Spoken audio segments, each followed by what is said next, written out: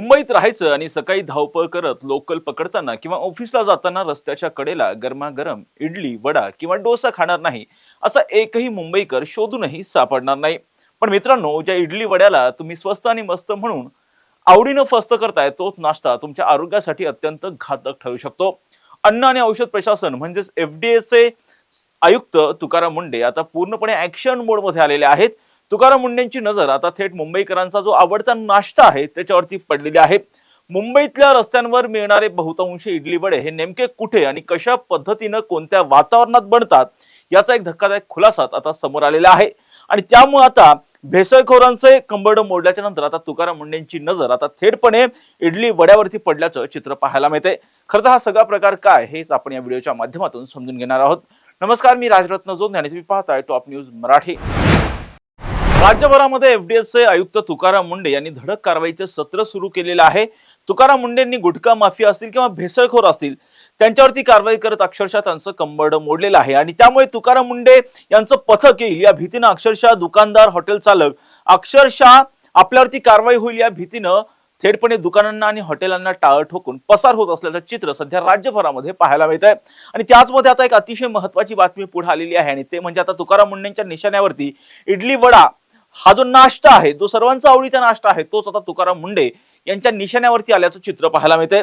सकाळच्या घाई गडबडीत पोट भरण्यासाठी आणि खिशाला परवडणारा मुंबईकरांचा सर्वात मोठा आधार म्हणजे रस्त्याच्या कडेला मिळणारा इडली वडा. मात्र आता याच खाद्यपदार्थावर अन्न आणि औषध प्रशासनानं करडी नजर वळवलेली आहे. अन्न आणि औषध प्रशासन विभागाचे तुकाराम मुंढे यांनी याकडे आता लक्ष द्यायचं ठरवलेलं आहे. कडक शिस्तीचे आयएस अधिकारी तुकाराम मुंढे यांनी जो आहे तो एफडीएचा पदभार म्हणजे एफडीएच्या आयुक्त पदाचा पदभार स्वीकारल्याच्या नंतर राज्यभरामधले ते भेसळखोर आहेत किंवा गुटखा माफिया आहेत किंवा नियम मोडणारे जी लोक आहेत त्यांचे धाबे अक्षरशः तुकाराम मुंढे यांच्या कारवाईनं दणाणून गेल्याचं चित्र पाहायला मिळत आहे. आता तुकाराम मुंढेंनी आपला मोर्चा थेट मुंबईकरांच्या नाश्त्यांकडे वळवलेला आहे. तुकाराम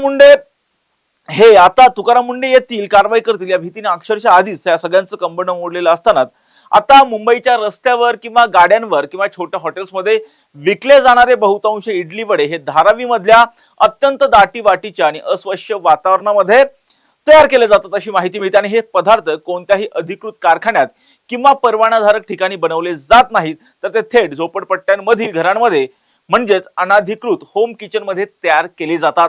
आणि या घरगुती व्यावसायिकांकडे आता एफडीएचा कोणताही परवाना नसतो. त्यामुळे अन्न शिजवताना, पीठ आंबवताना स्वच्छतेचे नियम पाळले जातात का, वापरले जाणारं पाणी शुद्ध आहे का, किंवा ड्रेनेजच्या शेजारीच हे पदार्थ बनवले जात आहेत, असे अनेक गंभीर प्रश्न या निमित्तानं आता उपस्थित झालेले आहेत. नागरिकांच्या जीवाशी चाललेला हा खेळ रोखण्यासाठी आता एफडीएचा आयुक्त तुकाराम मुंढेंच्या मार्गदर्शनाखाली एफडीएनं आता थेटपणे तपासणी मोहीमच हाती घेतली आहे. या विशेष मोहिमेदरम्यान आता मुंबईमधील सर्व लहान मोठी हॉटेल्स असतील, रेस्टॉरंट असतील आणि खास करून धारावीतील घरगुती ही जी केंद्र आहेत ज्या ठिकाणी हे बनवले जात आहेत त्यांची सुद्धा त्या ठिकाणी आता तपासणी केली जाणार आहे. सुरुवातीला ज्या ठिकाणापासून हे खाद्यपदार्थ बनवले जातात त्या खाद्यपदार्थाच्या बनवणाऱ्या ठिकाणापासून ते थेटपणे त्यांचं ज्या ठिकाणी विक्री होते तिथपर्यंतची सगळी साखळी आता तुकाराम मुंढे यांच्या एफडीएच्या पथकाकडून जी आहे ती तपासली जाणार आहे. अस्वच्छ वातावरणात नाश्ता तयार करतील त्यांच्यावरती आता दंडात्मक कारवाई देखील तुकाराम मुंढे यांच्या एफडीए पथकाकडून केली जाण्याची शक्यता आहे. तर गरज पडल्यास ही जी केंद्र आहेत ज्या ठिकाणी अनधिकृतपणे ही जी इडली वडा बनवली जाते ती केंद्र सुद्धा आता सील केली जाण्याची शक्यता वर्तवली जाते. तसेच सर्व होम किचनला आता एफडीए कडे नोंदणी करणं सुद्धा आता बंधनकारक असणार आहे.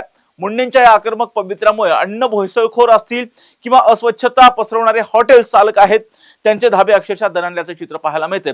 तर दुसरीकडे मुंबईकरांना मात्र आता अस्वच्छ त्यामुळे ज्या सगळ्या कारवाई आहेत त्या कारवाईमुळे आता मुंबईकरांना मात्र स्वच्छ आणि दर्जेदार नाश्ता मिळण्याची शक्यता आता निर्माण झाली आहे. कारण आपण बघतो की खूप मोठ्या प्रमाणामध्ये हे जे रस्त्याच्या कडेला नाश्ता सेंटर्स खोललेली लोक असतात ते मोठ्या प्रमाणामध्ये अस्वच्छ असणारं अन्न हे दिला जातात अशा पद्धतीच्या तक्रारी खूप मोठ्या प्रमाणामध्ये एफडीए कडे प्राप्त होत होत्या. आणि त्याच अनुषंगाने आता तुकाराम मुंढे यांच्याकडनं आता थेटपणे हे जे नाश्ता सेंटर्स वाले आहेत त्यांच्याकडे तुकाराम मुंढे यांची कडक नजर आता वळल्याचं चित्र पाहायला मिळते.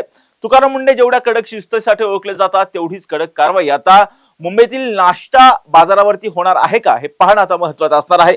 त्यामुळे आता चर्चा होतीये मुंबईमध्ये आणि ती म्हणजे आता मुंबईच्या मुंबईकर जे आहे त्यांच्या ताटामधून त्यांच्या प्लेटमधून आता नाश्त्याचा वेळी आता इडली वडा गायब होणार तर नाही ना, अशी शक्यता आता जी आहे, चर्चा जी आहे त्या मुंबईच्या वर्तुळामध्ये रंगल्याचं चित्र पाहायला मिळत आहे. त्यामुळे आता अशा पद्धतीची कारवाईचं सत्र जर तुकाराम मुंडे यांनी सुरू केलं तर निश्चितपणे मुंबईकरांना अधिकच स्वच्छ आणि सुरक्षित अन्न हे नक्कीच मिळेल असं म्हणावं लागेल. या प्रकरणामध्ये पुढे काय होतं, कशा पद्धतीची कारवाई एफडीए कडून केली जाते हे सगळं पाहणं महत्त्वाचं असणार आहे. या प्रत्येक घटनांचे अपडेट आम्ही टॉप न्यूज मराठीच्या माध्यमातून आपल्यापर्यंत पोहोचवणारच आहोत. यासाठी तुम्ही पाहत राहा टॉप न्यूज मराठी, आपला महाराष्ट्र आपली बातमी.